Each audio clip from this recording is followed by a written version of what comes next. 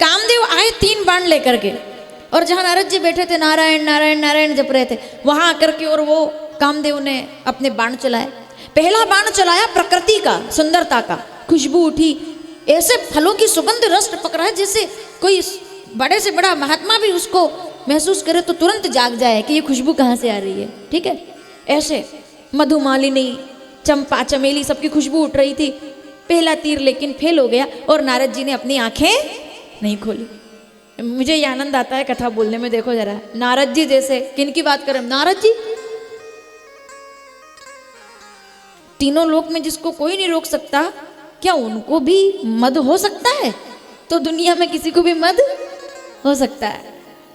तो नारद जी महाराज आए, ध्यान कर रहे हैं, कामदेव ने आकर पहला तीर चलाया प्रकृति का, वो फेल हो गया। दूसरा तीर चलाया तो सब जितनी भी स्वर्ग की अप्सराएं वो सब आकर नृत्य करने लगी, नाचने लगी। घुंघरू, कंगन, चूड़ियां, कजरा गजरा महकने लगा। बड़े बड़े महात्मा भी अगर हो तो आंखें खोल करके जिज्ञासा में आ जाए कौन नाच रहा है। लेकिन उनके नाचते नाचते घुंघरू टूट गए, लेकिन नारद जी ने अपनी आंखें वो ध्यान में अपने मगन, नारायण नारायण नारायण, ध्यान ध्यान लगाया हुआ। कामदेव ने देखा कि मैं तो हार रहा हूं, और ये कैसे हो सकता है, मैं कैसे हार सकता हूं? कितने तीर लेकर के आए थे? चलिए जल्दी से पता चलेगा, कितना आप ध्यान से सुनते हैं। कितने लाए थे? 3। अब सावधानी से सुनना थोड़ा सा। 3 लाए थे ना? तो जैसे ही वो 2 तीर चला करके उन्होंने देखा मैं तो हार रहा हूं, उनको लगा कि अब मैं नहीं जीत सकता, तो वो दौड़े और नारद जी के चरणों में जाकर गिर पड़े। हे मुनि महाराज, मुझे क्षमा कीजिए, मुझे क्षमा कीजिए, मुझसे उद्दंडता हो गई। खूब पैर पकड़े पर नारद जी ने आंखें। अगला शब्द कामदेव ने कहा कि मेरी बहुत बड़ी गलती थी कि मैं यहां क्यों आया। मैं जानता नहीं था कि आप कितने बड़े तपोनिष्ठ हैं, महामुनि हैं आप योग युक्तम विशुद्धात्मा विजित आत्मा जितेंद्रिय सर्वभूतात् भूतात्मा कुर्वा पीन लिप्यते। महामुनि हैं आप, मैं भूल गया था। और आज एक बात कहता हूं आपके चरण पकड़कर, नारद जी की आंखें बंद है। एक बात कहता हूं आपके चरण पकड़ करके, दुनिया में योगी तो बहुत है, वैसे तो शिव जी को आदि योगी कहते हैं, पर नारद जी आज से मैं आपको आदि योगी से भी ऊपर मानता हूं। आज शिव जी से भी बड़े हो गए बाबा आप, आज आप बहुत बड़े हो गए, शिव जी से बड़े हो गए। जैसे ही ये सुना,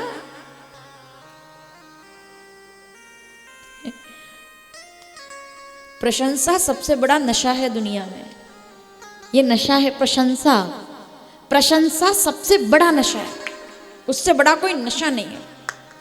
जैसे ही सुना, तब तक आंखें बंद थी, जैसे सुना आप तो शिव जी से भी बड़े हो गए बाबा, आपका तो बहुत, आप महान हो, तो नारद जी एकदम से नारायण नारायण। अब कामदेव ने देखा तो जाग गए, वो डरा घबराया, अरे श्राप मत देना, श्राप मत देना, श्राप तुरंत दे देते, श्राप मत देना। देखो अब मैं एक बात बोलती हूँ आप लोगों से, आपको अच्छा लगेगा सुन करके। वही नारद जी है, कामदेव सामने बैठा है, उसने कहा श्राप मत देना। नारद जी मुस्कुराए, बोले नहीं नहीं, श्राप वाली क्या बात है, वो तो और ऐसे हो गए। क्योंकि उनको क्या कहा, बोले आप तो बहुत बड़े हो गए बाबा। अरे बाबा आप तो बहुत बड़े हो गए, और बोलो। बोले शिव जी से भी बड़े हो गए। बोले और बोलो। बोले ब्रह्मा जी से भी बड़े हो गए, और बोलो। बोले सबसे बड़े हो गए। ऐसा बोलते गए। इतना कहकर कामदेव चले गए।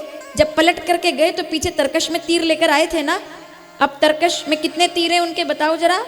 जब वो जाने लगे, कितने तीर लेकर आए थे?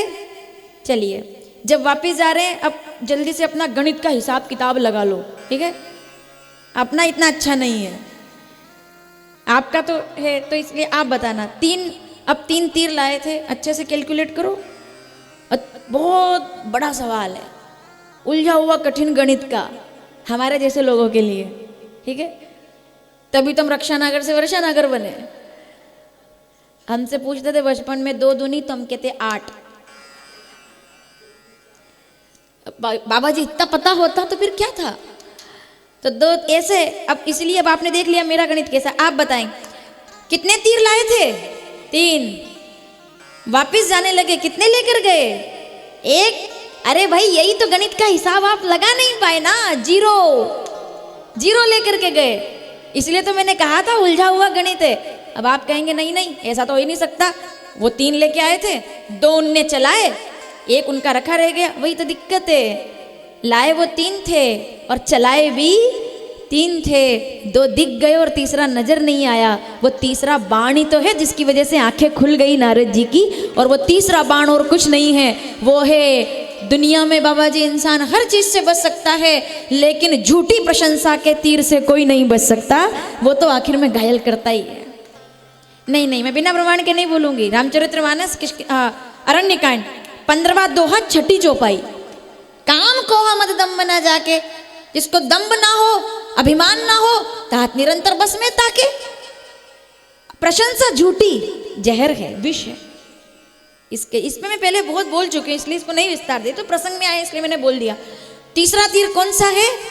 जो उनको भी नहीं दिखा और हमको भी, थोड़ा इसको ढंग से समझना, जो उनको भी नहीं दिखा और हमको भी, झूठी प्रशंसा सबसे खतरनाक है। इसके लिए तो नारद जी महाराज एकदम खुश हो गए। तो उनने कहा अच्छा अच्छा, बोले श्राप मत देना, बोले नहीं देंगे।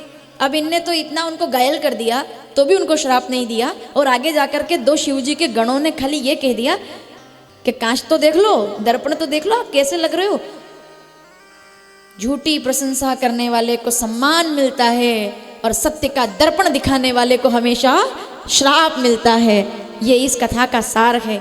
शिवगणों की क्या गलती थी? ये बोल दिया केवल कि चेहरा तो देखो अपना। तो उन्होंने कहा जाओ तुम दोनों गण राक्षस हो जाओ, शिव पुराण में आता है, उनको श्रापित कर देंगे। इसीलिए हमारे बुजुर्गों ने क्या दोहा कहा था, पूरा करो मेरे साथ। निंदक नीरी आंगन कुटी, बिन पानी निर्मल करे। पहले के लोग बुराई सुनना पसंद करते थे, और इसीलिए सुनिएगा, पहले के लोग बुराई सुनना पसंद करते थे, इसलिए बुरे नहीं होते थे, क्योंकि वो साफ रहते थे। जो भी साफ कहना, महाराज जी हमारे यहाँ का मंत्र है, काशी के लोग सुने, मालवा का, साफ कहना सुखी रहना।